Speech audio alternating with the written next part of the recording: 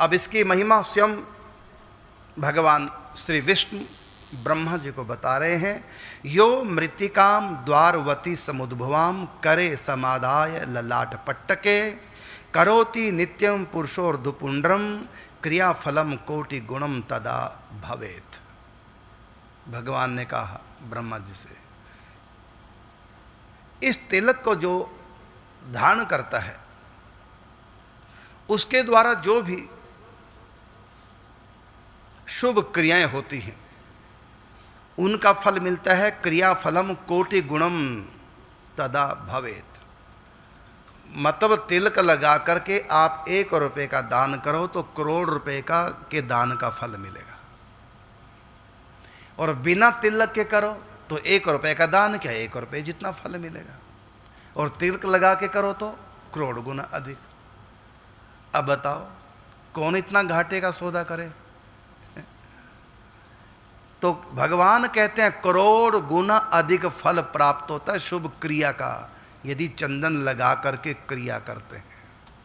ये सुविधा केवल सनातन धर्म में है, लेकिन फिर भी मैं यही कहूंगा कि वो अभागे हैं जो नहीं लगाते। भाई इतनी बड़ी महिमा तिलक की।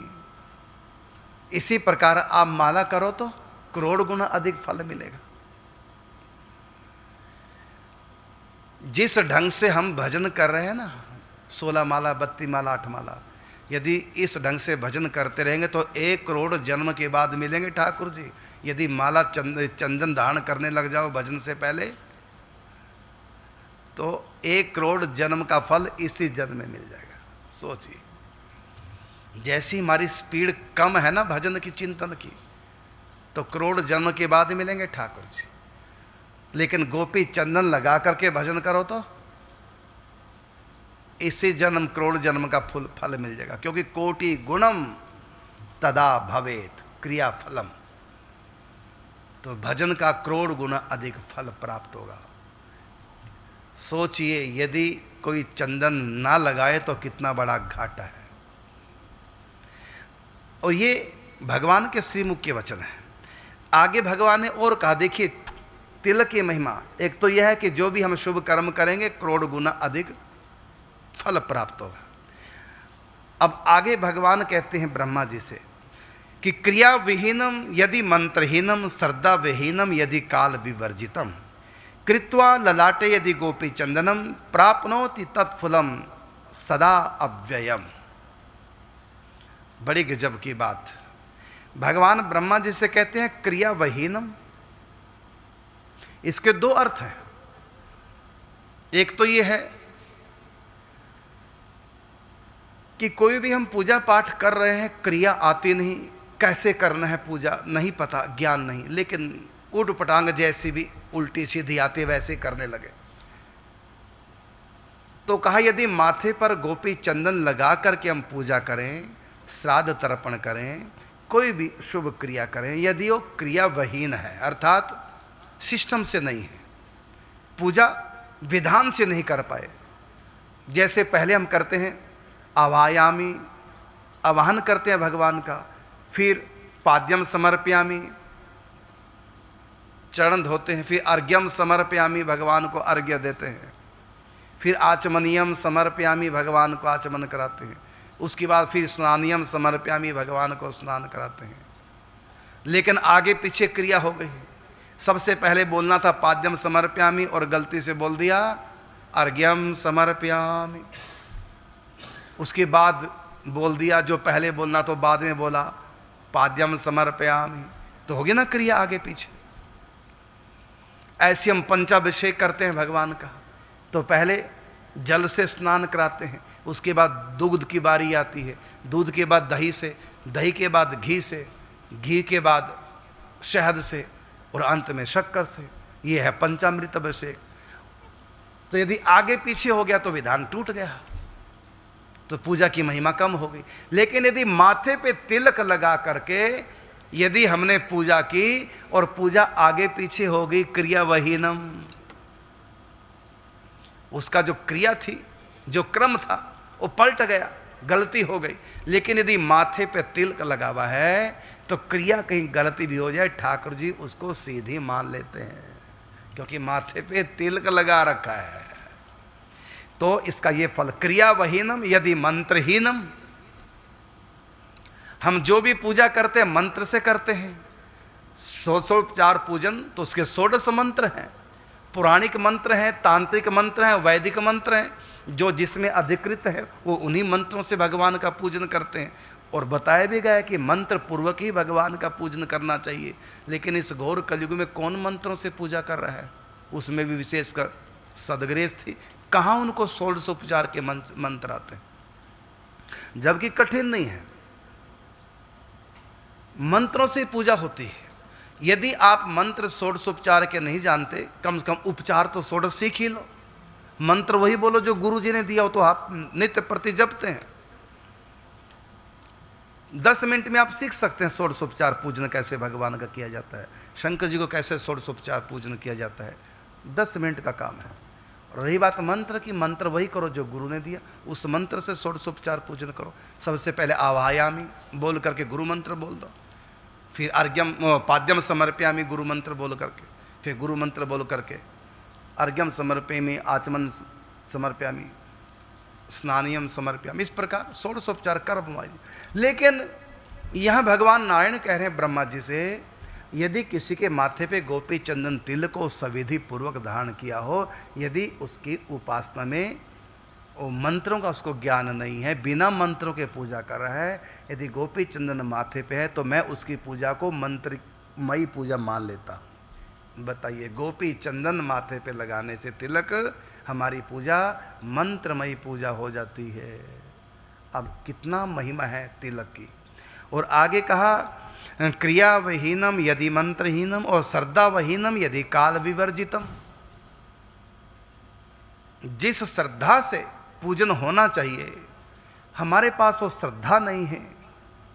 लेकिन यदि माथे पे गोपी चंदन का तिलक मंत्र पूर्वक लगा करके पूजा करते हैं, तो भगवान कहते हैं मैं उनकी पूजा को श्रद्धा से की गई पूजा मान लेता हूं। बताइए, अर्थात माथे पे तिलक हो तो पूजा को भगवान श्रद्धा से की गई पूजा मानते हैं। इसका कारण भी बहुत बड़ा है, बताऊंगा मैं। आगे कहा, यदि काल विवर्जितम क्रियावहीनम यदि मंत्रहीनम श्रद्धावहीनम यदि काल विवर्जितम। काल का मतलब समय के हिसाब से पूजा होती है। भगवान की मंगला आरती 5 से 6 बजे के बीच होती है। भगवान का की श्रृंगार आरती, उससे पहले स्नान होता है, तो सूर्य निकलते ही भगवान का स्नान होता है। उसके बाद श्रृंगार 8:30 बजे के से पहले पहले श्रृंगार हो जाता है भगवान का। एक समय है अष्टयाम सेवा का, उस समय के हिसाब से ही हमको ठाकुर जी की सेवा करनी चाहिए। अब भोग लगाने का समय हो गया, उत्थापन करने का समय, अब जागरण का समय, अब शयन का समय, अब दूध का समय, अब भोजन का समय, अब धूप आरती का समय है। ये इस समय के हिसाब से अष्टयाम सेवा हम मंदिरों में या अपने घर में ठाकुर जी की करते हैं। लेकिन वर्तमान में मैं देख रहा हूँ समय के हिसाब से कोई पूजा नहीं करता। जब समय मिलता तभी करते हैं, जब समय मिलता भोग का तभी भोग लगाते हैं, कोई समय नहीं। यदि समय के हिसाब से क्रम वाइज यदि सेवा की जाए तो सेवा की महिमा बढ़ जाती है। लेकिन प्राय करके गृहस्थ में ये संभव नहीं।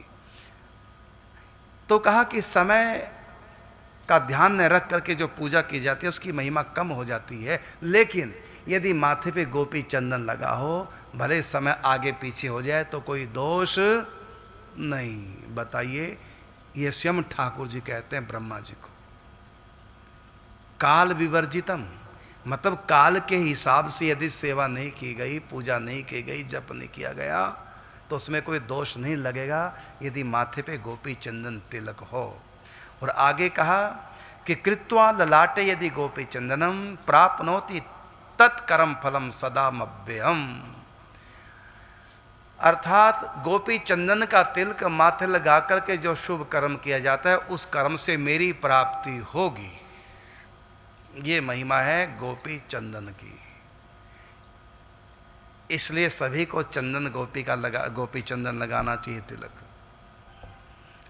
और आगे लिखा हुआ है, गोपी चंदन संभवम सुरुचिरम पुंड्रम ललाटे द्विज नित्यम धार्यते यदि प्रतिदिनम रात्रो दिवा सर्वदा यत पुण्यम कुर्जांगले रविग्रहे माघे प्रयागे तथा तत्प्राप्नोति ततोधिकम मम गृहे संतिष्ठे देववत। भगवान नारायण कहते हैं ब्रह्मा जी से कि ब्रह्मन गोपी चंदन संभवम रुचि सुरुचिरम पुंडल ललाटे द्विज, जो भी गोपी चंदन का तिलक अपने माथे लगाता है तो नित्यम धार्यते यदि प्रतिदिनम रात्रो दिवा सर्वदा। कई गृहस्थ कहते हैं क्या रात्रि को गोपी चंदन का तिलक लगा रहे माथे पे या हटा दें, और कई लोग हटा देते हैं रात्रि को सोने से पहले, क्या सोच करके कि हम गृहस्थी हैं, कहीं दोष ना लगे हमको, माथे पे तिलक का, गले में कंठी है और गृहस्थ धर्म का पालन करने में कहीं दोष ना लगे, कहीं कंठी तिलक का अपमान जैसा ना हो जाए, तो वो क्या करते हैं रात्रि को पोंछ देते हैं, मुंह धो लेते हैं।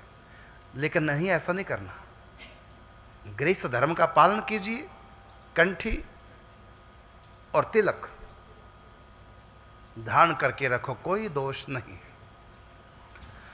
तो यहां पर भगवान कहते हैं नित्यम धार्यते, मतलब हमेशा, और यदि प्रतिदिनम रात्रो दिवा सर्वदा, रात्रो दिवा, रात्रो का मतलब रात्रि को भी, दिवा का मतलब दिन को भी, सर्वदा हर समय, ये शंकाएं आपकी मिटा रहा हूं। और यदि माथे पर तिलक धारण करके यत पुण्यम कुर्जांगले, कुर्जांगल कहते हैं कुरुक्षेत्र को, और वो भी रविग्रह अर्थात सूर्य ग्रहण के अवसर पर, सूर्य ग्रहण के अवसर पर कुरुक्षेत्र में दान पुण्य करने की बहुत महिमा है, बहुत फल प्राप्त होता है, कई गुना अधिक फल प्राप्त होता है जो सूर्य ग्रहण पर और कुरुक्षेत्र में जाकर के दान करता है। तो कहा यत पुण्यम कुरुजांगले, रविग्रहे, सूर्य ग्रहण को दान करने से कुरुक्षेत्र में जिस पुण्य की प्राप्ति होती है उसी पुण्य की प्राप्ति यदि हम तिलक लगाकर दान करें, कहीं भी करें, कुरुक्षेत्र से दूर भी करें, तो कहते हैं क्या फल मिलेगा। कुरुक्षेत्र में सूर्य ग्रहण के अवसर पर दान करने का जो फल है वही फल अन्यत्र स्थान पर और अन्य समय पर भी मिल सकता है यदि हम माथे पर गोपी चंदन लगा करके दान करते हैं। कुरुक्षेत्र सूर्य ग्रहण पर दान करने का फल प्राप्त होता है। आगे कहा माघे प्रयागे यथा, माघ के महीने में प्रयागराज में जाकर के जो दान पुण्य किया जाता है उसका जो फल प्राप्त होता है वही फल बिना माघ के महीने और बिना प्रयागराज गए वही फल प्राप्त होगा यदि हम माथे पे गोपी चंदन का तिलक लगा करके दान करें, श्राद्ध करें, तर्पण करें, देव पूजन करें, दीन दुखियों की सेवा करें, गौ ब्राह्मण की सेवा करें, संतों की सेवा करें। यदि माथे पे गोपी चंदन का तिलक है तो आपका दान के कई गुना फल वैसे प्राप्त होगा जैसे माघ मास में प्रयागराज में प्राप्त होता है, ये महिमा। और आगे कहा इतना ही नहीं, तत्प्राप्नोति तदोधिकम मम गृहे संतिष्ठे देववत। भगवान श्रीमन नारायण कहते हैं ब्रह्मा जी से इतना ही नहीं बल्कि तत्प्राप्नोति ततोधिकम, उससे भी अधिक प्राप्त होगा पुण्य यदि माथे पे तिलक लगा करके कोई पुण्य करे। और इतना ही नहीं, आगे और सुनिए, मम गृहे संतिष्ठते देववत, मेरे घर में आएगा वो जो तिलक लगा करके पुण्य कर्म करता है, उसका फल अव्यय होगा, उसका फल अक्षय होगा। और इस सृष्टि में कहीं भी अक्षय फल नहीं, अक्षय फल है मेरे धाम में। जिस फल को हम लेते हैं कभी समाप्त ना हो उसको बोलते हैं अक्षय फल। स्वर्ग में तो भोग समाप्त हो जाते हैं, पुण्य खत्म, वापिस आओ। लेकिन भगवान के धाम में जो फल प्राप्त होगा वो हमेशा के लिए कभी कम नहीं होता, कभी समाप्त नहीं होता। तो यहाँ कहा कि संत मम गृहे संतिष्ठे देववत, वो मेरे घर में आ जाता अर्थात अक्षय फल की प्राप्ति करता है। ये है महिमा गोपी चंदन माथे पर धारण करने की। और आगे कहा गया है, यस्मिन् गृहे तिष्ठति गोपी चंदनम भक्त्या ललाटे मनुजो विवर्ति चेत तस्मिन् गृहम निवसामि सर्वदा श्रियान्वितः कंस निहा चतुर्मुख।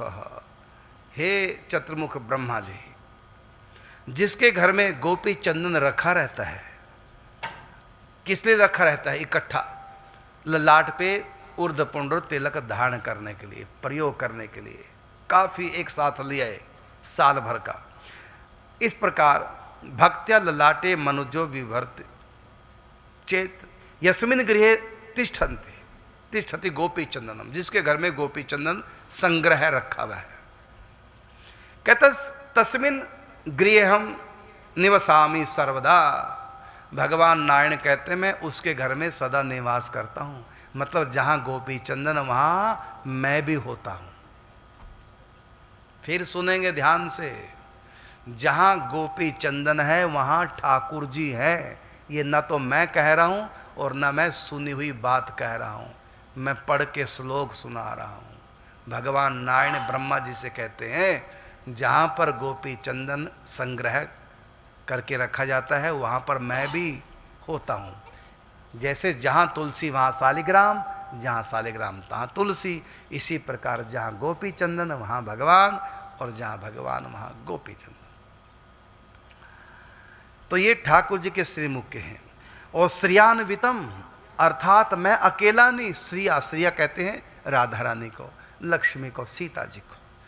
कहते हैं मेरी शक्ति राधा रानी भी मेरे साथ होती है, मैं अकेला ही नहीं।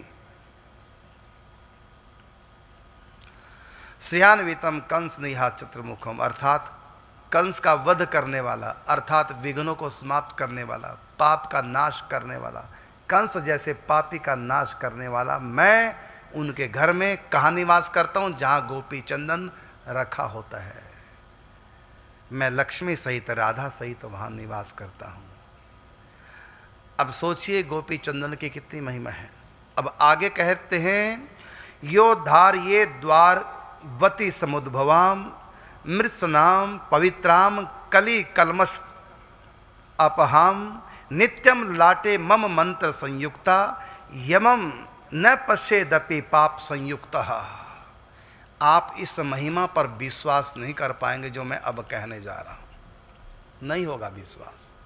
इसलिए जिनका विश्वास नहीं, गोपी चंदन लगा ही नहीं पाएंगे। फिर बड़ा कठिन है इतना ऊंचा विश्वास करना। यहां भगवान नारायण ब्रह्मा जी से कहते हैं यो धार्ये द्वारवती समुद्भवाम, अर्थात जो माथे पर धारण करता है द्वारिका से उत्पन्न गोपी चंदन को, पवित्राम कली कलमश आपहाम, कलयुग के दोषों को नाश करने वाला ये गोपी चंदन होता है। माथे पे गोपी चंदन लगा लो, लगाते ही कितने दोष आपके खत्म हो जाएंगे, लगाने मात्र से। अब कैसे दोष खत्म? तो सुनिए। आप लोग शराब पीते थे, पिक्चरें देखते थे, गलत काम करते थे, गलत दृष्टि रखते थे, ये सब गलत बातें थी। सत्संग सुना, गोपी चंदन को धारण कर लिया। अब बताइए आपके माथे पे गोपी चंदन है, माथे पे लगा हुआ है, और आप पिक्चर हॉल के सामने से निकले, पिक्चर देखने का मन किया, पिक्चर देखते हैं, लेकिन जो ही आपको लगा रहे मेरे माथे पे गोपी चंदन लगा है, कैसे जाऊंगा, शर्म आएगी, लोग क्या कहेंगे, तो पिक्चर जाना कैंसिल। आप शराब पीते थे, छोड़ दी, और विवाह शादी में गए और तिलक लगा हुआ माथे पे, मन बेईमान हो गया कुसंग से, चल तू भी एक पैग ले ले, लेकिन तुरंत ध्यान है अरे माथे पे गोपी चंदन का तिलक लगा है, ये लोग क्या कहेंगे, वो ये तिलक की क्या कहेगा, तो तिलक की शर्म मार लेगी उसको। वो तिलक के होते मन भी करेगा विवाह शादी में जाके शराब पीने का, कुसंग मिल गया तब भी पी नहीं पाएगा, क्योंकि माथे पर ये प्रहरी, ये रक्षक बैठा हुआ है, विचार बदलेगा तुरंत। इसी प्रकार से चरित्रहीन व्यक्ति, लेकिन सत्संग सुना और गोपी चंदन धारण कर लिया, इतना प्रभाव पड़ा उसके ऊपर। अब उसकी आदत थी जहां भी कोई युवती मिलती उसको गलत इशारे करने लग जाता था, और अब उसके मन में फिर आया गलत इशारा करने का, लेकिन तुरंत ध्यान आ गया, अरे शर्म कर, तेरे माथे पे गोपी चंदन तिलक लगा हुआ है। बच गया, बचा लिया कलयुग से, कुसंग से, तिलक ने। और इसी प्रकार पहले क्या होता था, कोई भी चरित्रहीन स्त्री, वो भी पुरुषों को गलत इशारे करने लग जाती, और पहले कितनी बार करते थे, लेकिन जब से गोपी चंदन तिलक लगाने लगे तुरंत वो चरित्रहीन समझ गई अब ये मेरी बातों में आने वाला नहीं, क्योंकि इसने माथे पे तिलक लगा रखा है, उसको भी शर्म आएगी, वो फिर गलत हरकत नहीं करेगी, क्योंकि ये मोहर सरकारी है, इसे पता चल जाता है अब ये व्यक्ति सरकारी है, संसारी नहीं रहा। अब ये व्यक्ति बहुत बदल चुका है, अब इसको संसार की परवाह नहीं रही, अब इसके अंदर अध्यात्म जग गया है, अंदर के भाव माथे के तिलक से पता चल जाते हैं, ये इतना दीवाना हो चुका है भगवान का, अब इसको संसार की भी परवाह नहीं कि मेरे तिलक को देख करके लोग टोकेंगे, क्या कहेंगे, इसको दुनिया की परवाह नहीं। तो इस तिलक ने हमारा चरित्र भीतर का बता दिया कि हमारे भीतर भगवान कितने बस चुके हैं, अब हमको किसी की परवाह नहीं, कोई क्या कहेगा, ये परवाह समाप्त कर चुके हैं, इतनी लगन हमको लग चुकी है। ये बात किसने बताई लोगों को? हमारे तिलक ने। और हमारे तिलक को देखकर कहीं भी हम विवाह शादी में पार्टी में गए तो लोग हमारे तिलक को देख करके हमसे बात करेंगे, अर्थात गलत बात नहीं कर पाएंगे, ऊट पटांग बात नहीं कर पाएंगे, गलत हंसी मजाक की बात नहीं कर पाएंगे, क्योंकि हमारे तिलक को देखकर वो समझ जाएंगे ये व्यक्ति संसारी नहीं है, इसलिए संसार की चर्चा इससे मत करो, क्योंकि बड़ा आध्यात्मिक है, क्योंकि इसके माथे का तिलक इसकी पूरी हिस्ट्री बता रहा है, इसलिए हम मर्यादा में रहकर इससे बात करें। तो दूसरे लोग भी हमारे तिलक को देख करके हमारे प्रति रवैया बदल लेते हैं। देख भैया क्या हो रहा है कब से। तो तिलक हमारा सजग प्रहरी बन जाता है, कलयुग अपना प्रभाव नहीं दिखा पाता, यह है महिमा तिलक।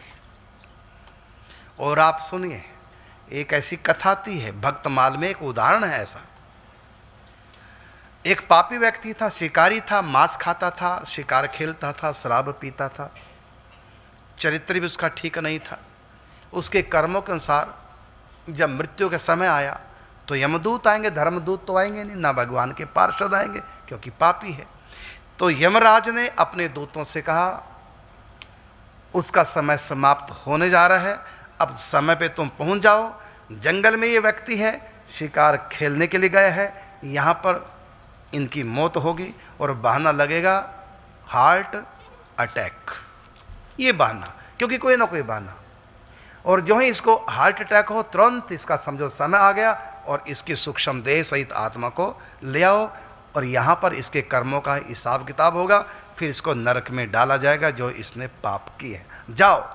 तो 3 यमदूत गए, इधर इसको चक्कर आने लगे, हार्ट सिंक करने लगा, फड़कने लगा उसका हृदय, घबरा गया क्योंकि अटैक हो रहा था, सूल हुई, इसको पेन हुई, पेड़ के नीचे खड़ा था तो तुरंत पेड़ की तने का आशा लेकर के बैठ गया और ऐसे लुढ़कने लगा क्योंकि अटैक हो रहा था। ऑक्सीजन का लेवल कम हो गया, जो पंपिंग होती हार्ट में ऑक्सीजन सहित ब्लड की, वो मस्तिष्क में नहीं पहुंच पाई और थोड़ा थोड़ा मूर्छित होने लगा था और ऐसे सिर हो गया, मुंह खुल गया ऐसे। अभी मरा नहीं क्योंकि अभी यमदूत आई हैं बस। उसी समय लीला क्या हुई, ऊपर बगुला बैठा था, बगुले ने ऊपर से विष्ठा का त्याग कर दिया और बगुले की विष्ठा बिल्कुल गोपी चंदन जैसी वाइट होती है और वो संयोग की बात उसके माथे पे यहां गिरी जहां माताएं मांग प्रारंभ करती हैं, यहां गिरी और विष्ठा लिक्विड जैसी थी, तो बगुले की विष्ठा जो यहां गिरी तो लंबा सा तिलक बन गया, नाक तक का वाइट रंग का ऊर्ध्वपुंड्र तिलक बन गया। और जो ही तिलक बना उसी समय यमदूत आए। यमदूतों ने जो ही तिलक लगा देखा उनको पता है कि जो तिलकधारी है, चाहे वो पापी भी क्यों ना हो, वो नरक आ ही नहीं सकता। लेकिन पापी है ना तिलकधारी, इसलिए भगवान के धाम में भी नहीं जाएगा। मरने के बाद होगा क्या उसका? फिर उसको दोबारा से जन्म दिया जाएगा और सत्संग का संयोग उसके भाग्य में डाला जाएगा। उसको सुधरने का एक जन्म स्पेशल दिया जाएगा। किस कारण से दिया जा रहा है? नरक क्यों नहीं? कहता तिलक लगा रखा है इसलिए नरक नहीं जा सकता। ये महिमा है तिलक की। तो यमदूतों ने देखा रे तिलक वाला है, और हमारे स्वामी यमराज ने कहा कि जिसके माथे तिलक हो वो चाहे पापी भी क्यों ना हो, वो हमारे नरक की यंत्रणा नहीं उसको मिल सकती। हमारे नरक में ऐसे कोई यंत्रणा है नहीं जो तिलकधारी को दी जा सके। सोचिए क्यों नहीं देते? क्योंकि जिसके माथे तिलक है उसको यमराज भगवान का मानता है, और भगवान के व्यक्ति को नरक नहीं यंत्रणा मिलती। यमदूत इस बात को जानते हैं क्योंकि उन्होंने यमराज से सब बातें सीख रखी हैं। तो जो ही उस शिकारी के माथे पे तिलक देखा तो यम फांस डालनी थी उसके सूक्ष्म देह सहित आत्मा को निकालने के लिए। यम फांस हाथ में लगी की लगी रहेगी।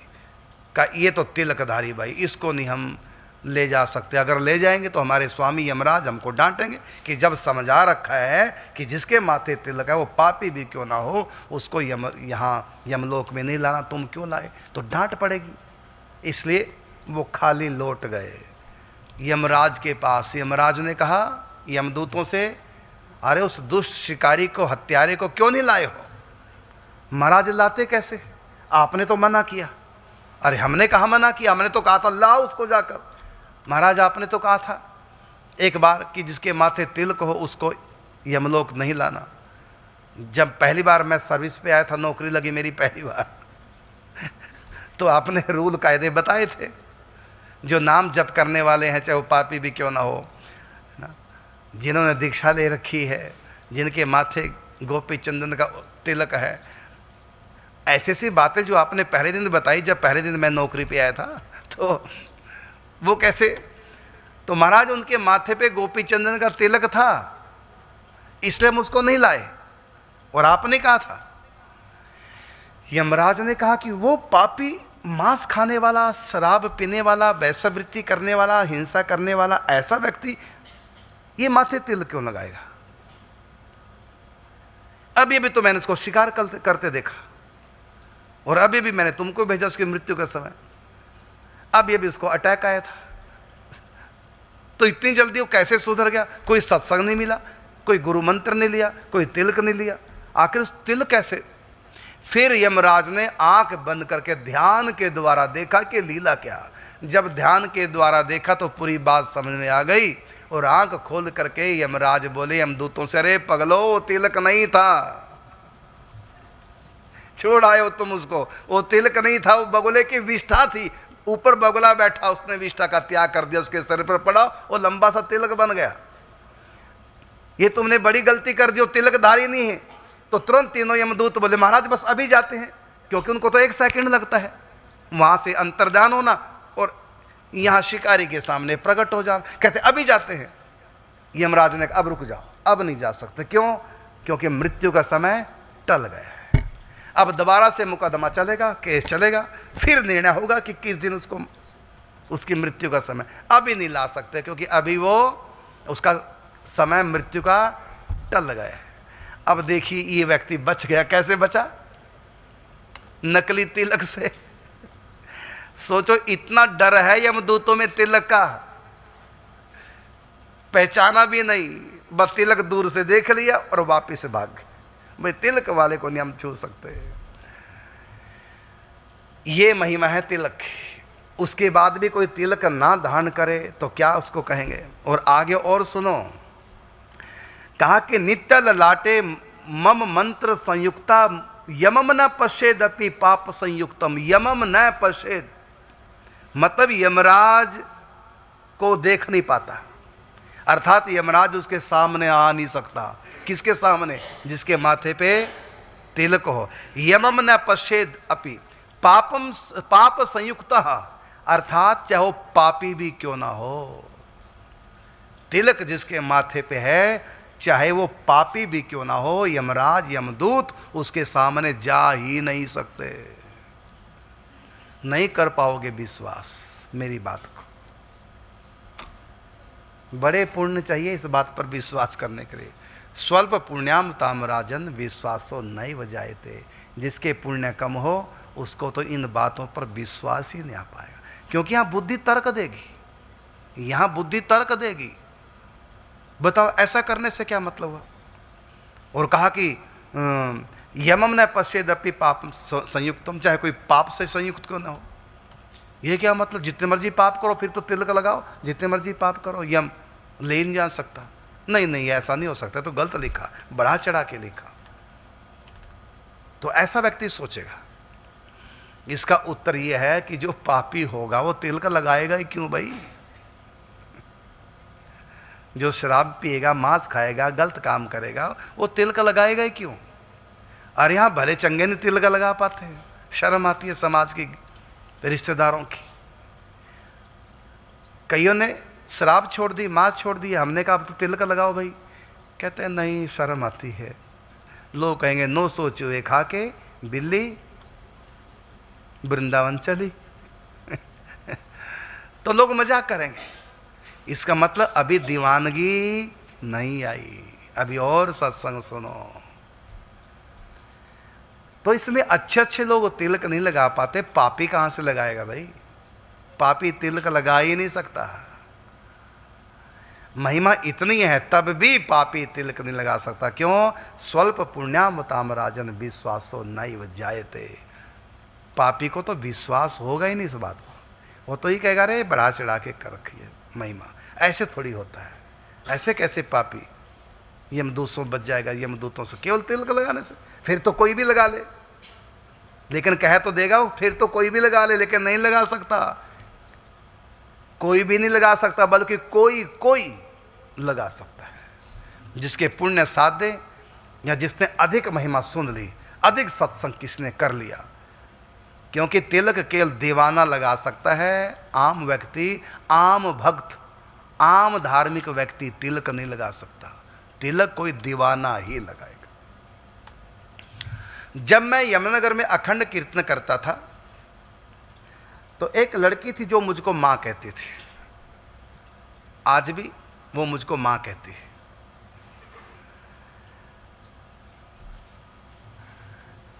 तो एक बार मैंने उनको कहा कि तुम तिलक लगा के जाया कर कॉलेज,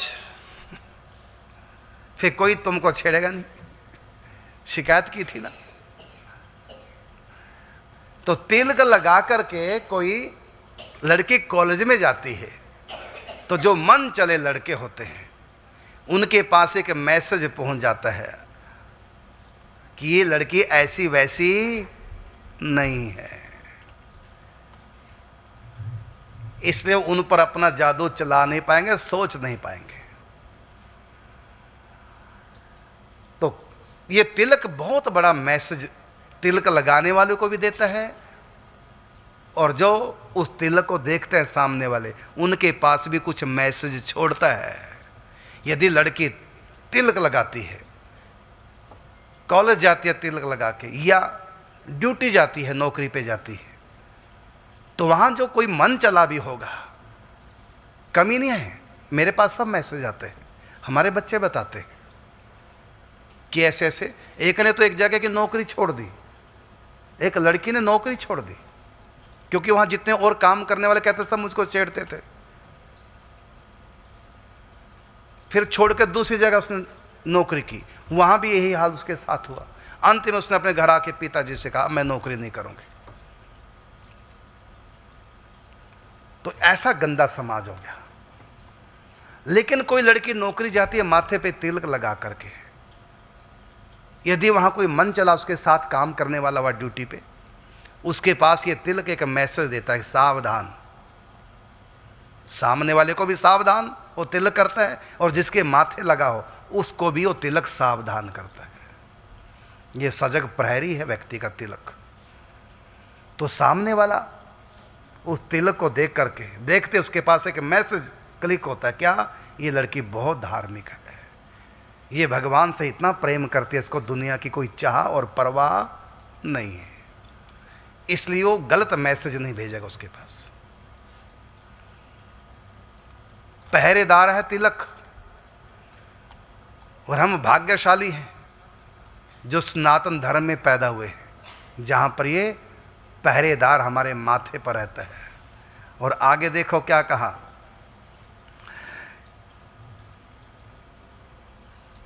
कहा कि यशांत काले सुत गोपी चंदनम बाहोर ललाटे यदि मस्तके च प्रयाति लोके कमला पते मम गो बाल घाती यदि ब्रह्मा सयात। गजब, भगवान नारायण कहते ब्रह्मा जी से क्या कि यस्यांत काले सुत गोपी चंदनम, हे सुत मतलब ब्रह्मा जी को पुत्र कह रहे हैं नारायण, यशांत काले सुत गोपी चंदनम, हे पुत्र अंत काल मृत्यु के समय जिसके माथे पे गोपी चंदन आ गया, मतलब जीवन भर गोपी चंदन नहीं लगाया, लेकिन किसी सज्जन ने या किसी संत ने अंत समय स्नान जब उनको होता है तो गोपी चंदन का तिलक लगा दिया। तो काश्यांत काले सुत गोपी चंदनम बाह्य लाटे यदि हृदय मस्तक है, मस्तक पे भी लगा दिया, हृदय पे भी तिलक लगा दिया, और माथा हृदय, और कहा कि प्रयाति लोके कमला पते, वो मेरे लोक को प्राप्त करेगा। और कहा वो पापी था गो बाल घाती यदि ब्रह्मा सयात, ये 3 हत्याएं बहुत बड़ा पाप मानेगी, 3 हत्याएं जिससे होगी वो कितना भी बड़ा धर्मात्मा क्यों ना नरक से बच नहीं सकता। कौन सी 3 हत्याएं? गो हत्या, बाल हत्या और ब्रह्म हत्या, ब्राह्मण की हत्या। ये 3 हत्याएं बहुत महापाप बताया गया। हत्या तो किसी की भी करनी नहीं चाहिए, लेकिन सबसे बड़ा पाप ये 3 हत्याएं। कौन कौन सी? बाल हत्या, गर्भ हत्या कह लो, बहुत बड़ा अपराध है। बाल हत्या, गौ हत्या और ब्रह्म हत्या, ब्राह्मण की हत्या।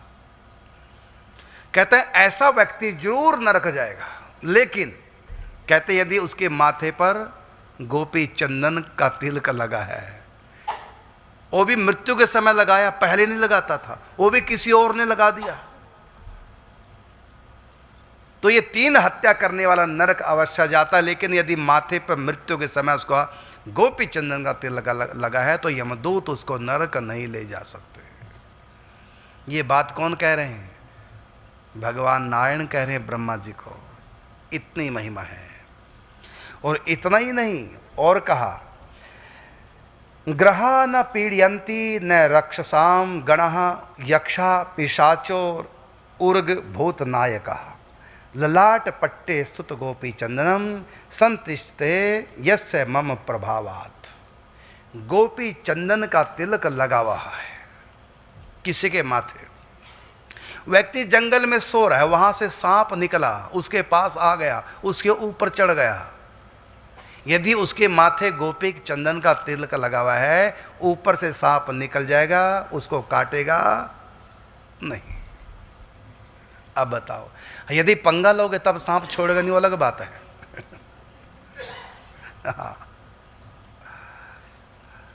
मतलब सांप भी गोपी चंदन के तिलक को मानता है। और इतना ही नहीं, ग्रह न पीड़यंती, नवग्रह उसको पीड़ा नहीं पहुंचा सकते हैं। और यक्षा गणः, यक्ष भूत प्रेत यक्ष और भूत नायक, ये जितने भी हैं नेगेटिव शक्तियां, कहते हैं ये उसका बुरा नहीं कर सकती यदि ललाट पट्टे सुत गोपी चंदनम, यदि उसके ललाट पे गोपी चंदन है तो।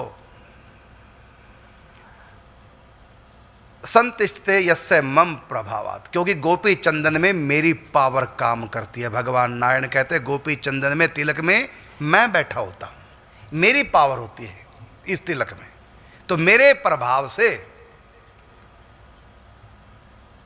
ग्रह नक्षत्र उसको पीड़ा नहीं पहुंचा सकते, भूत नायक भूत प्रेत आदि उसको पीड़ा नहीं पहुंचा सकते।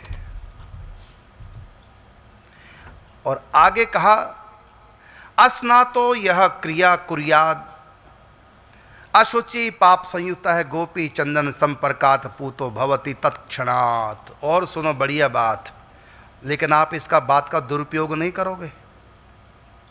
कई लोग कृपा का दुरुपयोग कर देते हैं, शक्ति का दुरुपयोग करते हैं।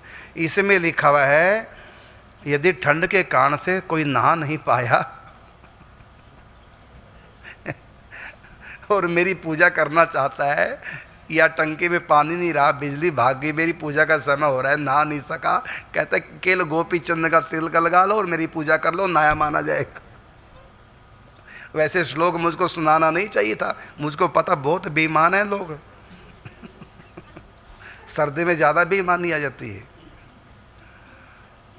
और हमारे आशु जी बाथरूम में जाते हैं, दीवारों पे पानी छिड़ के आ जाते हैं अब नहीं, अब तो खैर नहाते सर्दी में। और हमारे आशु जी कई बार कच्चा स्नान करते हैं, मतलब नहाते नहीं है, बस अपना और धो करके निचोड़ के आ जाते। इसको बोलते हैं कच्चा स्नान, लटका देते हैं अंडरवीर अपना तार पे जिसे लगे कि स्नान करके आए, इसको बोलते हैं कच्चा स्नान एक होता है अच्छा स्नान, जो करते हैं वो अच्छा स्नान होता है, और ये महाराज जी कच्चा स्नान करते हैं। इनका कच्चा ही नहाता है बस, बाकी तो ये सर्दी में। तो ऐसा भी यदि कोई है तो उसके लिए ठाकुर जी कहते हैं कि अस्नातो माने बिना स्नान किए, अस्नातो यह क्रिया कुर्याद अशुचि पाप संयुक्त है गोपी चंदन संपर्कात पूतो भवति तत्क्षणात्। क्योंकि ये सब क्रियाएं हमको स्नान उपरांत करनी चाहिए। और यहां तक कि अस्नातो यह क्रिया कुर्यात,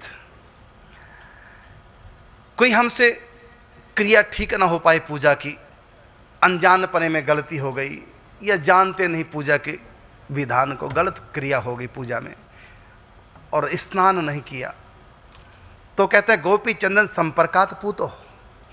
यदि गोपी चंदन के संपर्क में आ गया अर्थात गोपी चंदन लगा दे तो पूतो, पूत का मतलब होता है पवित्र, वो पवित्र माना गया बिना स्नान की ही। कहते हैं चंदन लगाते ही वो पवित्र हो गया, पूजा के योग्य हो गया। लेकिन फिर मैं कहना चाहूंगा ये बात तो ठीक है, ठाकुर जी गलत थोड़ी कहेंगे, शास्त्र की बात है, लेकिन इस बात का दुरुपयोग नहीं करना। ये ठाकुर जी ने बात ये कहो कि आपातकाल के लिए कही है, बीमार लोगों के लिए कही है, अति वृद्ध लोगों के लिए कही है, कि जो मेरी नित्य पूजा करना चाहते लेकिन स्नान नहीं कर पाते, तो वो तिलक लगा के मेरी पूजा कर ले, वो पवित्र माना गया तिलक लगाने वाला। ये आपद धर्म है, ये नहीं कि रूटीन में आप ऐसे ही करने लग जाओ। तो अब सोचिए कितनी महिमा ठाकुर जी कह रहे हैं ब्रह्मा जी से। और आगे सुनिए, गोपी चंदन खंडम तु यो ददाति च वैष्णवे कुलम अष्टोत्तरम तेन तारितम वै भवेच्छतम। कहते हैं जो गोपी चंदन का तिलक लगाते मतलब तिलक लगाते हैं वैष्णव जन, जिन्होंने दीक्षा ले रखी, जिनको गोपी चंदन का तिलक मिला हुआ है गुरु की तरफ से, तो जो तिलक लगाते हैं उन वैष्णव को तिलक माने गोपी चंदन दान करना चाहिए। इससे क्या होगा कि जब आप गोपी चंदन का डिब्बा दान करेंगे किसी वैष्णव को तिलक लगाने के लिए, तो उसका फल आपकी 108 पीढ़ियों के पास जाता है। यदि वो जानवर की योनि में है, भूत प्रेत की योनि में है, पितृ योनि में है, तो उसको जल्दी से मनुष्य का जन्म मिल जाता है और भगत के घर में जन्म मिलता है, क्योंकि उनकी पीढ़ी में एक व्यक्ति ने किसी वैष्णव को तिलक लगाने के लिए गोपी चंदन दान किया है। लगे पता कल ही हमारे यहाँ ढेर के ढेर आ गए, है ना। गोपी चंदन का दान करना चाहिए। यदि आप गोपी चंदन तिलक नहीं लगाते, गोपी चंदन का दान करो, इसके प्रभाव से आपका अगले जन्म में कहाँ जन्म होगा? जिस घर में गोपी चंदन का तिलक होता है, अर्थात वैष्णव के घर में जन्म होगा। इसलिए अगले जन्म में उसके माथे पे गोपी चंदन का तिलक आ जाएगा, वैष्णव बन जाएगा। क्यों? उसने पूर्व जन्म में वैष्णव को गोपी चंदन दान किया था। क्योंकि जो चीज़ दान की जाती है वही चीज़ कई गुना होकर के मिलती है। तो गोपी चंदन का दान किया, अगले जन्म में ऐसे वैष्णव घर में पैदा होगा जहाँ पर गुरु के द्वारा उसको वैष्णवी तिलक प्राप्त हो जाएगा, वैष्णवी दीक्षा प्राप्त हो जाएगी। तो यहाँ पर ब्रह्मा जी कहते हैं, और ब्रह्मा जी से ठाकुर जी कहते हैं कि गोपी चंदन खंडम तू यो ददाती च वैष्णवे। जो गोपी चंदन वैष्णव को दान करता है उसका प्रभाव केवल उसी के ऊपर नहीं, कुलम अष्टोत्तर तेन तारितम, मतलब उसकी 108 कुलों को तारने की जिम्मेदारी मेरे ऊपर आ जाती है। क्योंकि इस कुल में एक व्यक्ति ने एक वैष्णव को गोपी चंदन लगाने के लिए गोपी चंदन का दान किया है। अब इसकी 108 पीढ़ियां, जहां जहां भी समय उनका जन्म हुआ होगा, अब संयोग बनाना है नया भाग्य लिख करके क्या कि वैष्णव के घर में पैदा होंगे और इन सबको वैष्णवी तिलक मिलेगा और अंत में मेरी प्राप्ति कर जाएंगे। अब सोचिए गोपी चंदन की कितनी महिमा। मैं नहीं कह रहा हूं, मैं पढ़ पढ़ के संस्कृत में बता रहा हूं, ये पुराणों में लिखा हुआ है। आगे कहा है कि गोपी चंदन मृत्सनाचय लिखितो यस्य विग्रह, शंख चक्र, जिसके अंग पर शंख चक्र की छाप गोपी चंदन से और चिन्ह और साथ में तिलक लगा है श्री अंगों पे, तो कहते हैं कि देहे तस्य वसाम्य हम, मैं उसके शरीर में प्रगट वास करता हूँ। जिसके अंग में गोपी चंदन का ऊर्ध्व पुंड्र तिलक है, शंख चक्र की छाप है, उसके शरीर में मेरा निवास है। उसके शरीर को यमदूत छू नहीं सकते। और ऐसा भक्त यदि मरणासन व्यक्ति के पास पहुंच गया, यहाँ तक उसके अग्नि संस्कार के समय पहुंच गया, यमदूत उसको लेके जो जा रहे थे उसको छोड़ देंगे और उसका जन्म किसी भगत के घर में हो जाएगा, नरक नहीं जा सकता। ये फल है गोपी चंदन तिलक का। अब प्रश्न उठता है कि महाराज अब तो हम हर रोज लगाया करेंगे गोपी चंदन का तिलक, लेकिन इसका भी विधान है। ये नहीं कि बाजार से एक खंड खरीदा गोपी चंदन का और फोकट का चंदन घिस मेरे नंदन ये नहीं होगा। तिलक आप नहीं लगा सकते। पहली बात गुरु देंगे, संप्रदाय का तिलक मिलेगा। तिलक देने का जिनका अधिकार, उनके हाथों से तिलक लोगे तब वो तिलक काम करेगा। जैसे उदाहरण के रूप में भैया दूज का तिलक कोई भी लगा दे, बोलो भैया दूज में भाई को तिलक पत्नी से लगवाओगे कि उसको लगाना नहीं आता है? वो अपने भाई को भी तो लगाती है, उसको लगाना तो आता है, तो पति को भी लगा दे लगे हाथ। क्यों नंद को बुलाओ इसका मतलब यह है कि भैया दूज का तिलक हर व्यक्ति, हर स्त्री नहीं लगा सकती, वो बहन ही लगाएगी। बहन के हाथों लगा ही माना जाएगा, पत्नी के हाथों लगा नहीं मानेंगे, और पत्नी लगाएगी भी नहीं, लगा सकती भी नहीं, उसका अधिकार ही नहीं। तो भैया दूज के तिलक पर बहन का अधिकार है। ऐसी लड़का कमारा है, लड़की वाले देखने आए, तिलक लगाने आए थे, लेकिन किसी कारण से अभी बात नहीं बन पाई। जाते समय कहेंगे चलो घर जाके सोचेंगे, विचारेंगे, फिर बात करेंगे, फ़ोन पे कर लेंगे बात। वो तिलक लगा के नहीं गए। अब वो बच्चा बड़ा दुखी हो गया। पिता ने कहा बेटा वो तो लगा नहीं गए तिलक, चलो मैं ही लगा देता हूँ, तिलक ही तो लगाना है। अब बताइए वो लड़की वालों ने तिलक नहीं लगाया, वो लगा दिया बाप ने, कोई लाभ हुआ उसका है? क्या मिल जाएगी लड़की उसको?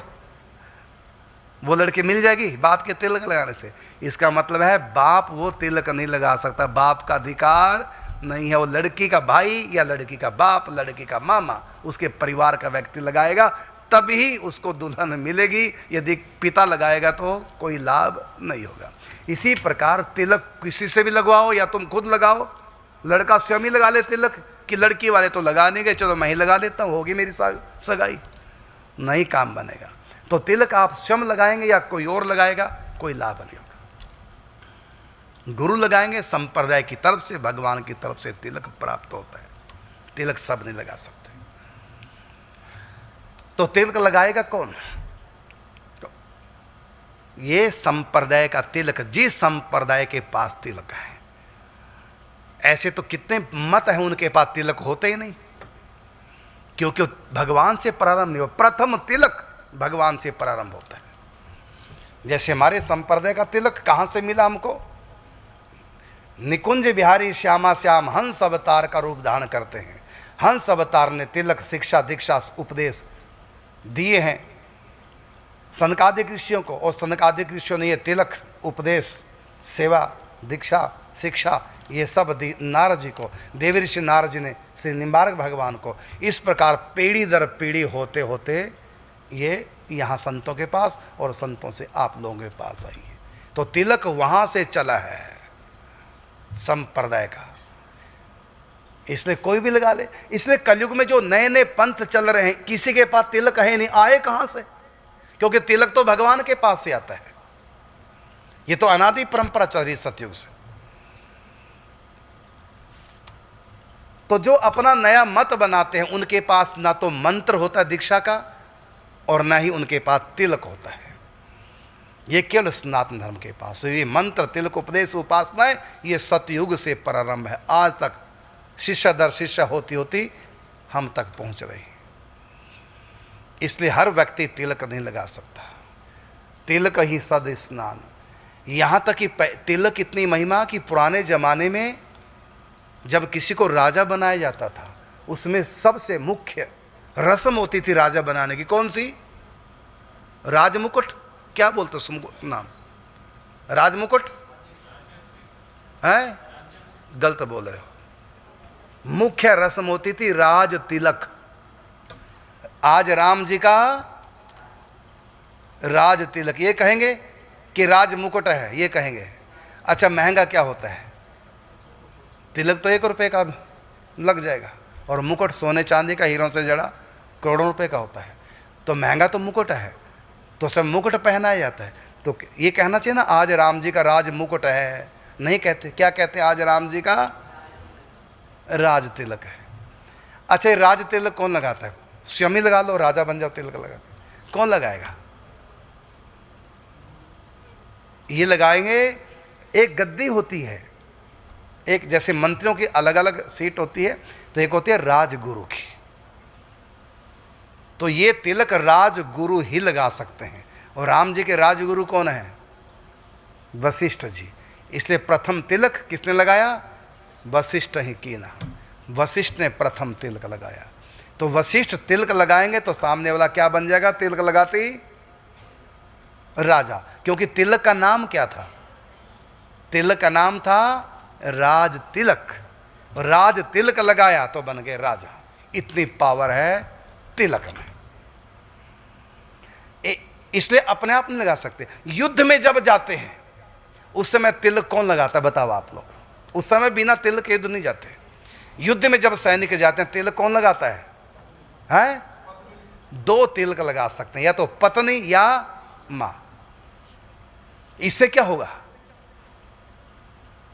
पत्नी और मां का आशीर्वाद, पत्नी का पातिव्रत धर्म की पावर और मां की ममता का आशीर्वाद, दोनों तिलक के साथ होते हैं। उस समय बहन नहीं, कोई और नहीं लगा सकते, क्योंकि उस सबसे ज्यादा प्रेम कौन करता है? या तो पत्नी या मां की ममता। पत्नी का वो सुहाग है, मां की वो ममता, लाड़ प्यार है।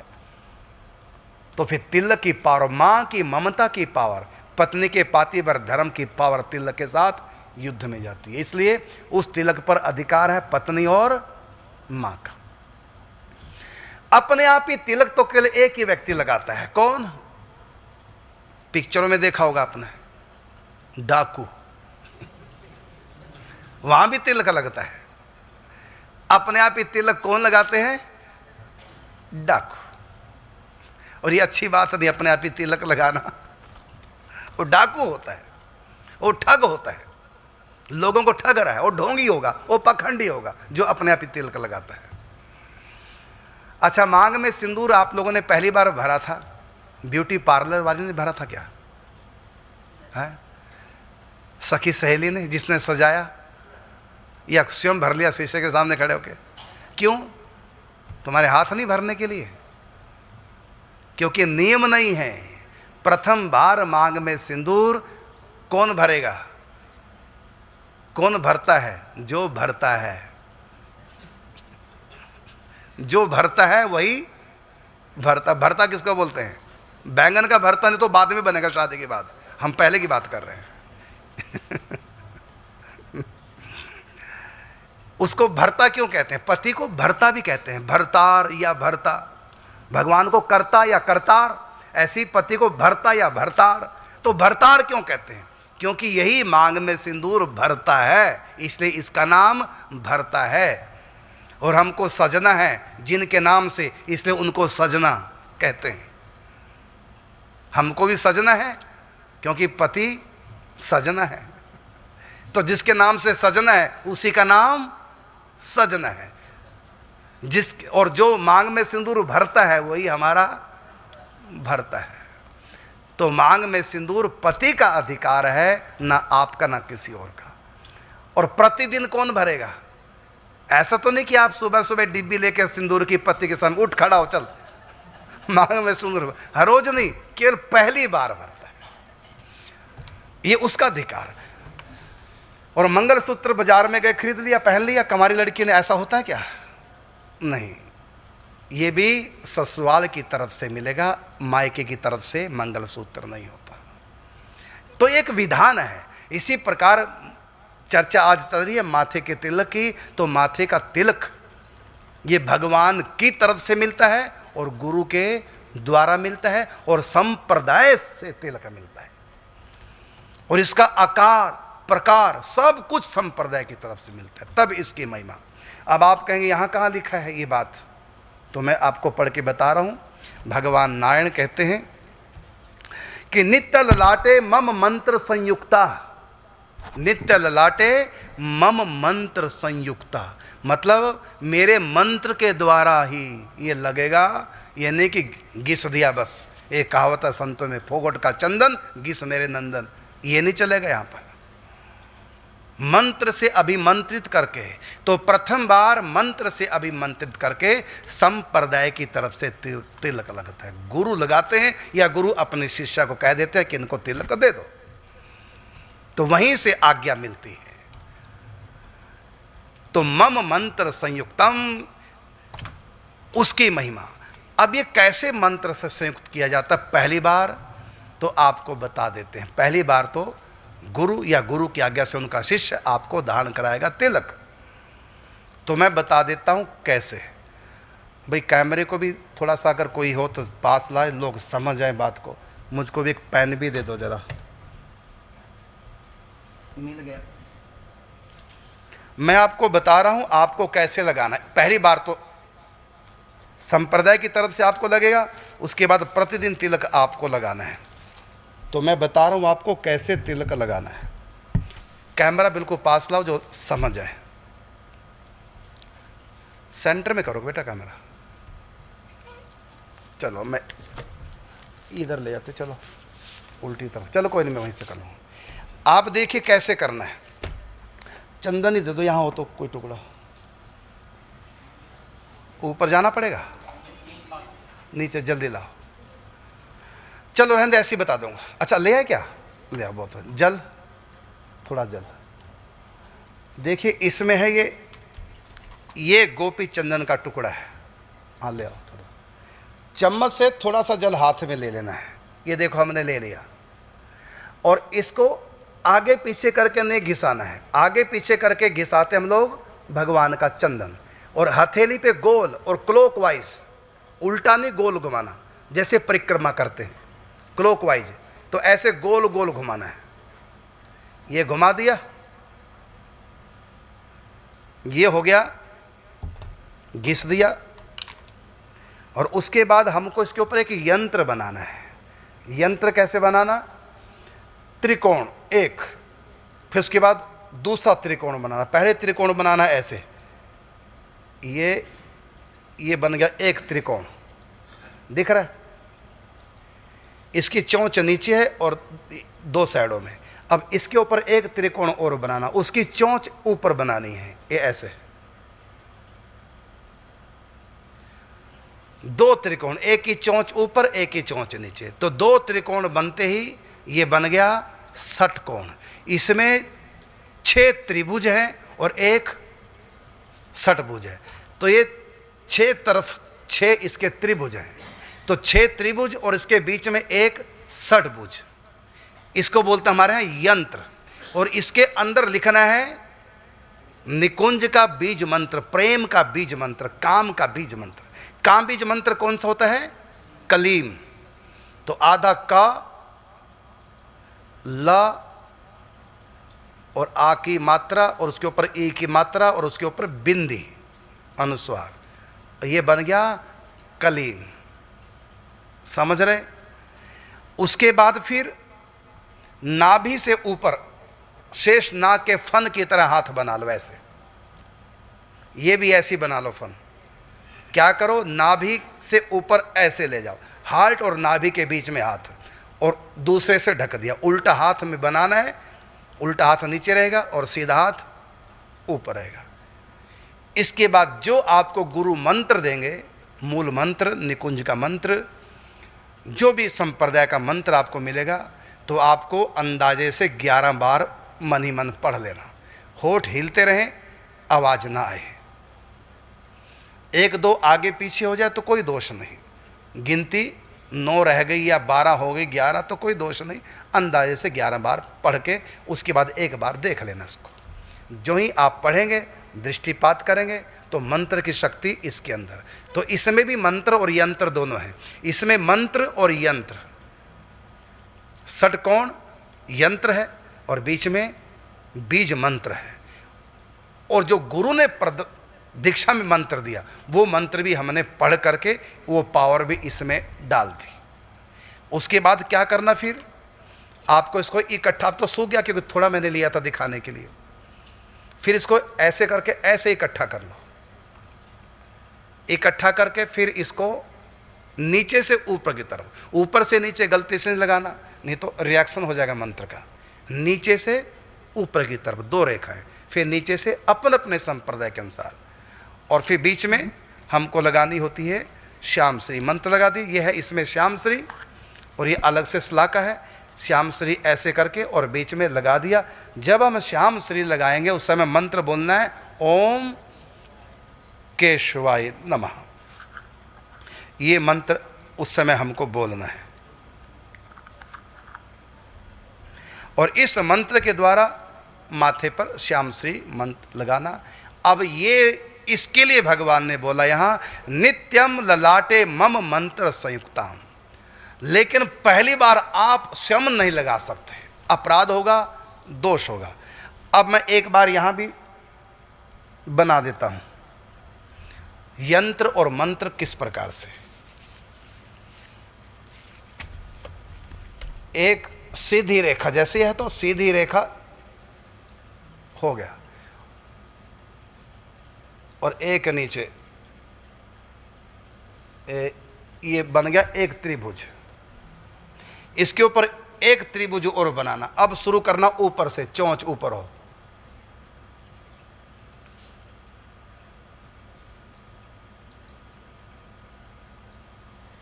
ये बन गया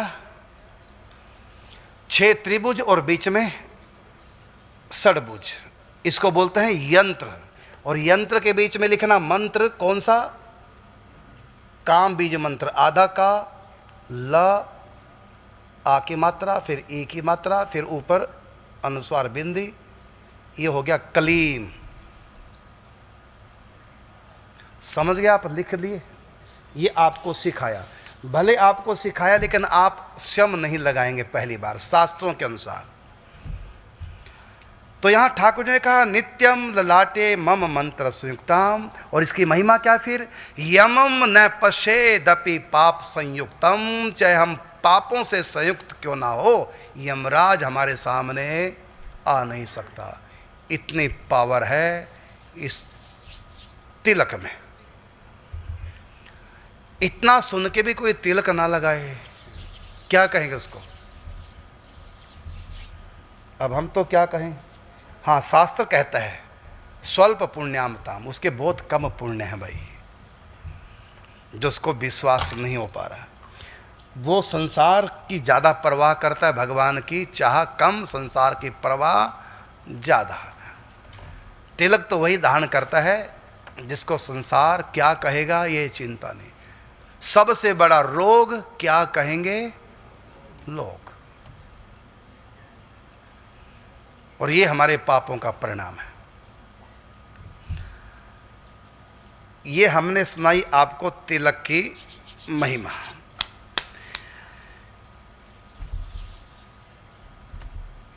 तो कौन सा तिलक कौन लगाता है, कौन इसमें अधिकृत है?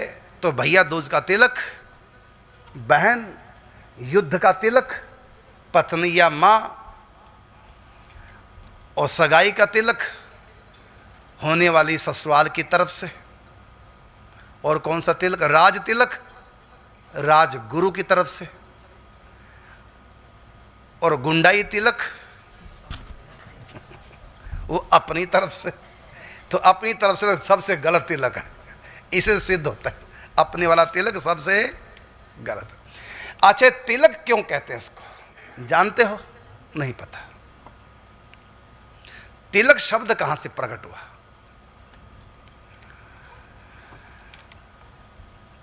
मनुष्य जब भी दुनिया में जन्म लेता है उसके शरीर के ऊपर कहीं ना कहीं तिल जरूर होता है।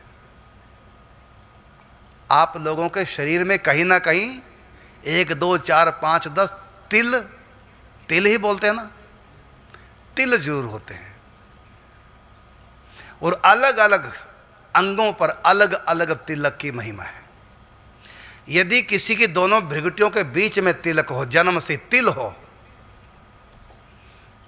वो व्यक्ति महान होता है। यदि 12 अंगों में किसी के तिलक हो, वो व्यक्ति भगवत स्वरूप होता है। माने सीधा पूर्व जन्म से भगवत प्राप्ति महापुरुष है, किसी कार्य विशेष के लिए आए हैं।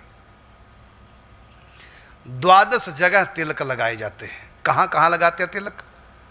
माथे पे है, कंठ पे है, हृदय पे है, पेट पे, कुक्षी पे, दोनों पे, दोनों भुजाओं पे, पीठ पर और कटी पे।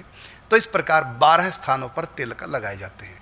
इन 12 स्थानों में कहीं भी किसी के तिल हो, उसका संसार में मन नहीं लगता। उसका मन करता है बस वैराग्य भेष ले लो। 12 स्थानों में कहीं भी तिल है, तो एक जगह तिल है तो उसका दुनिया में मन नहीं लगता। बस पंख उड़े वृंदावन पहुंच जाऊं, भेष ले लूं, संन्यास ले लूं, भगवान के सिवा मेरा कोई नहीं। ये तिलक वैराग्य देने वाला है। तो अलग अलग अंगों पे अलग अलग तिल है। गाल पर तिल है जिसके, वो सुंदरता का अभिमान उसको होता है, अपने श्रेष्ठ पने का अभिमान उसको होता है, जिसके गाल पर तिल होता है। अलग अलग अंगों पर अलग अलग तिल की महिमा है। और 2 तिल व्यक्ति के होते हैं, उससे दुनिया देखते हैं। कहां कहां होते हैं 2 तिल जिससे दुनिया दिखती है? काले तिल आंखों में। यदि वो काले काले गोरे गोरे हो जाएं तो क्या कहेंगे? मोतिया बिंद। मोतिया बिंद क्यों कहेंगे? बिंद का मतलब बिंदी, जैसे श्याम श्री लगाते हैं बिंदु को बोलते हैं। और मोतिया का मतलब मोती जैसी। मोती किस रंग का होता है? सफेद। इसको क्या कहेंगे? मोतिया बिंद। मतलब बिंद तो है लेकिन मोती जैसा हो गया, गोरा। और होना कैसा चाहिए? तिल कैसा होता है?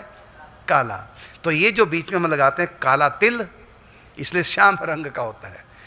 तो इस तिल से ही तिलक शब्द बना है। और एक बात और बता दें, बच्चा जब जन्म लेता है, यदि उसके शरीर में कहीं भी तिल नहीं है, वो बच्चा शरीर छोड़ जाएगा, जिएगा नहीं। अर्थात अपने भाग्य में कुछ लिखवा के नहीं लाए। ये तिल जो होते हैं, आप ज्योतिष शास्त्र उठा के पढ़ो, उसमें किस अंग में तिल की क्या महिमा है। ये तिल हमारा भाग्य का सूचक है। जिस बच्चे के, जो अभी बच्चे ने जन्म लिया, चेक करके देखना, यदि कहीं भी उसके तिल नहीं है इसका मतलब ये बच्चा अपने भाग्य में कोई सुख लिखवा के लाया नहीं, अब ये शरीर छोड़ जाएगा। अलग अलग अंगों में अलग अलग तिल की महिमा, लेकिन सबसे ज्यादा महिमा है द्वादश अंगों की। उसी से हमारे यहाँ संप्रदायों में द्वादश तिलक लगाए जाते हैं। आपने देखा होगा ना, भक्तमाला आप देखते हैं तो द्वादश अंगों में तिलक लगाए जाते हैं। तो भाग्य हमारा द्वादश अंगों में तिल होना चाहिए, लेकिन है नहीं, तो हम क्या करें फिर? तो 12 अंगों में तिलक लगाओ। ये तिलक, क्योंकि तिलक भगवान की तरफ से होते हैं। बाद में जो घाव के निशान हो तो दुनिया देती है शरीर में, लेकिन तिल के निशान दुनिया नहीं बना सकती। तिल ये भगवान की तरफ से आता है। तो चाहे तिल हो और चाहे तिलक हो, ये दोनों ही भगवान की तरफ से आते हैं। तो ये तिलक भाग्य को संवारने वाला होता है और ये तिल भी भाग्य को संवारने वाले होते हैं। तो बच्चे को दुनिया में जब भेजा जाता है तो उसको भगवान कितनी जगह तिल लगाते हैं, चिन्ह लगाते हैं, अर्थात इसके भाग्य में ये सुख है। लेकिन उन तिलों को पहचानता कौन है कि किस अंग में तिल की क्या महिमा है? जो ज्योतिष का ज्ञान रखते हैं उनको पता किस अंग में तिल की क्या महिमा है। तो सबसे ज़्यादा महिमा है 12 अंगों में जो मैंने बताए। इन द्वादश अंगों में हम लोग तिलक लगाते हैं, ये महिमा है तिल की। और एक और का नाम तिल है जिसको हम लोग 10वां द्वार कहते हैं। निराकार भगवान का जहां ध्यान किया जाता है भृगुटी के ठीक बीच में, उसको भी हम तिल कहते हैं। उसी का नाम है तीसरा नेत्र, जो भगवान शिव का प्रकट है। भद्रकाली का भी तीसरा तिल प्रकट है। भीतर होता है वो तिलक, उसकी इतनी महिमा। तो आंखों में भी तिल होता है जिससे हम देखते हैं रेटिना में, और दोनों भ्रीटों के ठीक बीच में भी तिल होता है जिसको हम 10वां द्वार बोलते हैं, जिसको ज्ञान नेत्र बोलते हैं, जिसको भगवान शंकर जी का तीसरा नेत्र भी हम बोलते हैं, वो भी तिलक होता है। और बाकी तिल गुरु की तरफ से, भगवान की तरफ से मिलते हैं। यह है तिलक की महिमा।